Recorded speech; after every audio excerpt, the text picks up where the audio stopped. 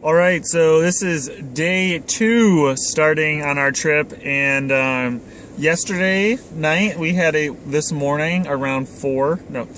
Yeah. 4:15 a.m. approximately. Paul and I had the first scare of the trip. Here's what happened. I'll break it down for you. I was snug as a bug, chilling in my sleeping bag, but all of a sudden I wake up. I'm wearing earplugs. Start hearing this swiping, sort of like a like something's rubbing against the tent. Yeah, like something is rubbing or pawing up against the tent, and it seems like bad news. It doesn't go away, and it had been raining all night, copiously. At some point. So I was like, well, this is not rain, and we have a tarp up. We put a tarp over the tent to keep the rain off of us. So anyway, I'm starting to get more and more nervous, and I'm like, well, if I'm going to die, sure as hell, Paul's going to die with me. So I start nudging Paul. I grab his forearm, I grab his arm, and I'm start hitting it, and he kind of like bats it away as he's sleeping. And I'm starting to get more and more nervous. This is terrifying. There could be a interior bear pawing our tent, and the worst thing was this bear was pawing at all sides of the tent, so it would like rotate going around, like clockwise, going around the tent, pawing each side of the tent, basically. Yeah, so I wake up Paul, and I'm like, Paul, there's something out there. And in my mind anyway, I had heard like a breathing, and I felt something up against the side of the tent. And you can't see crap because the tent has the exterior wall. Yeah. So Paul and I then start talking. We're like, what do we do? And it's like, well, we can get loud. So Paul and I start yelling at the bear, talking to the bear, and then we start singing Down by the River to Pray.